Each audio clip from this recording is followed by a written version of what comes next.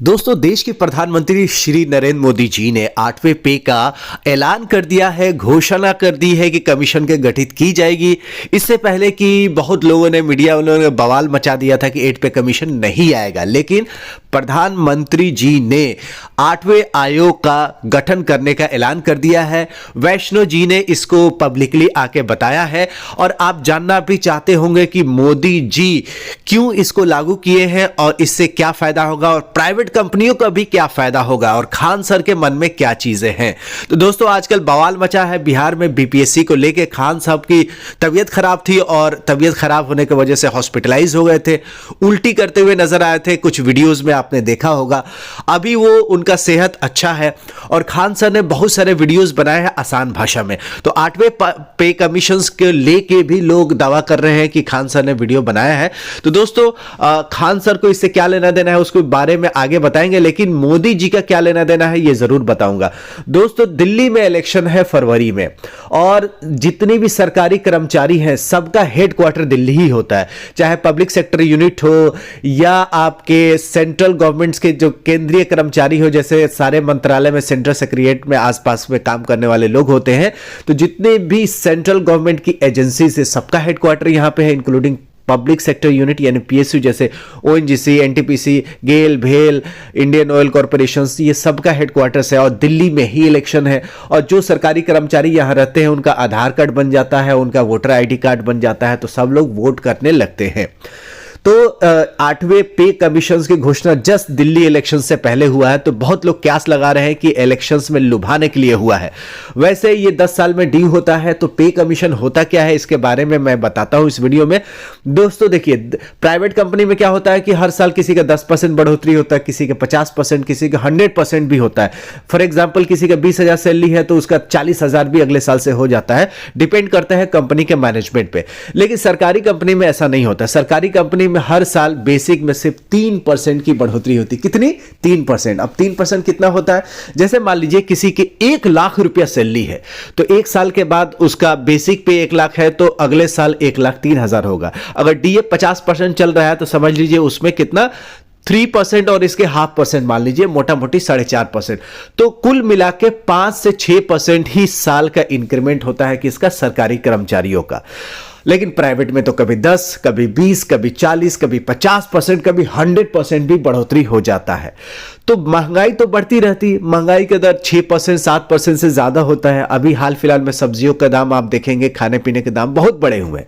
तो इसके मद्देनजर रखते हुए 10 साल को इसको बराबर करने के लिए, यानी कि जो कंपनसेटरी देने के लिए, जैसे जो महंगाई बढ़ गई है उसको बराबर करने के लिए 10 साल में ये पे कमीशन का गठित किया जाता है और सरकारी कर्मचारियों का सैलरी को निर्धारित किया जाता है फिटमेंट फैक्टर से। जैसे उसमें क्या 2.61, 2.58, 2.81 का फिटमेंट फैक्टर लगाया जाता है बेसिक पे से। फिर डीए 0 हो जाता है, फिर डीए 0 से शुरुआत होता है। तो कितना परसेंट का गेन होता है? कभी 30%, कभी 40% का ओवरऑल सैलरी में होता है, कभी 60% का गेन होता है। लेकिन मीडिया वाले हल्ला मचा देते हैं कि 10 गुना बढ़ गया, 20 गुना बढ़ गया, 40 गुना बढ़ गया। लेकिन एक्चुअल में कितना बढ़ता है वो बेसिक पे ही फिटमेंट फैक्टर लगाया जाता है। तो सरकारी कर्मचारियों को 10 साल के बाद ही सैलरी अच्छे से रिवाइज होकर अच्छा हो जाता है। हर साल सिर्फ 3% का ही बेसिक में इंक्रीमेंट होता है। तो ये तो सरकारी कर्मचारियों की बात होगी। अब प्राइवेट वालों को क्या करना है? तो दोस्तों, प्राइवेट वालों को सबसे बड़ा चीज ये है कि जैसे सरकारी कंपनी अपनी सैलरी बढ़ाती है, उसी तरह प्राइवेट वाले भी उसी के हिसाब से बढ़ाना शुरू करते हैं।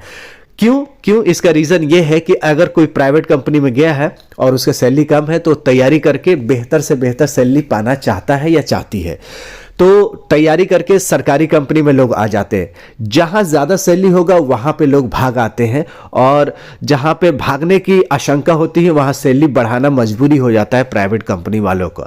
इसीलिए जब भी सरकारी कंपनी में ज्यादा सैलरी होगा तो प्राइवेट वालों को भी बढ़ानी पड़ती है मजबूरन। तो प्राइवेट वालों को भी इस पे कमीशन से फायदा होगा। आप देखिएगा, जब पे कमीशन लागू होगा तो सरकारी कंपनी को देखते हुए प्राइवेट कंपनी भी अपना सैलरी है एम्प्लॉयज के, कर्मचारियों को जरूर बढ़ाती है। तो प्राइवेट वालों को भी फायदा होता है पे कमीशन को, सरकारी वालों को भी फायदा होता है। और जितने भी बिजनेसमैन है देश का, उनका बिक्री होने लगता है सामान, क्योंकि जब सैलरी ज़्यादा आती है एम्प्लॉयज़ के, चाहे प्राइवेट हो या सरकारी, तो लोग खरीदारी ज़्यादा करने लगते हैं, तो सरकार को भी एज अ टैक्स ज़्यादा आने लगता है और ओवरऑल अपने देश की इकोनॉमी चलने लगती है। चाहे वो छोटा व्यापारी हो, बड़ा व्यापारी हो, बिजनेसमैन हो, प्राइवेट नौकरी वाला हो, सरकारी नौकरी वाला है, स्टेट गवर्नमेंट की नौकरी हो, मतलब देश में किसी टाइप की नौकरी हो, सबको फायदा होता है पे कमीशन के आने से। और पे कमीशन में ज्यादा सैलरी बढ़ा तो सबको, देश को फायदा होता है। तो ये ना सोचे कि ये 8 पे कमीशन सिर्फ सरकारी वालों का है, ऐसा नहीं है। इसमें प्राइवेट वालों को भी फायदा होता है, बिजनेसमैन को भी फायदा होता है, छोटे व्यापारी को भी फायदा होता है, बड़े व्यापारी को भी फायदा होता है। ओवरऑल देश की इकोनॉमी बहुत बेहतर हो जाती है। तो ये पे कमीशन बहुत अच्छी सौगात लेके आई है। और इसके साथ शेयर मार्केट में भी आप देखेंगे, जब भी पे कमीशन आता है उसके सेंटिमेंट्स बहुत हाई हो जाते हैं और शेयर मार्केट में बाइंग कैपेसिटी शेयर की बढ़ जाती है और सेंसेक्स हो, निफ्टी हो, आप सेंसेक्स आगे चलने लगता है, यानी शेयर मार्केट भी ऊपर जाने लगता है इस पे कमीशन के न्यूज से और पे कमीशन के फाइनल रिपोर्ट आने से भी। और जब सैलरी मिलती है तभी 3 बार शेयर मार्केट जंप करेगा। जब अनाउंसमेंट हुआ कि पे कमीशन का गठित हुआ तब शेयर मार्केट बढ़ता है, और जब इसका कमीशन का रिपोर्ट आ जाता है तब भी शेयर मार्केट बढ़ता है, और फाइनल जब सैलरी डिसबर्स हो जाता है अकाउंट में कर्मचारियों को तब भी बढ़ता है शेयर मार्केट, क्योंकि उस वक्त बाइंग कैपेसिटी बढ़ जाता है। जैसे आपके अकाउंट में 10 लाख आ जाएंगे एरियर के रूप में, तो आपका भी तो खरीदने का मन करेगा। तो देश के लिए फायदा ही है ये पे कमीशन। आपको समझ में आ गया होगा।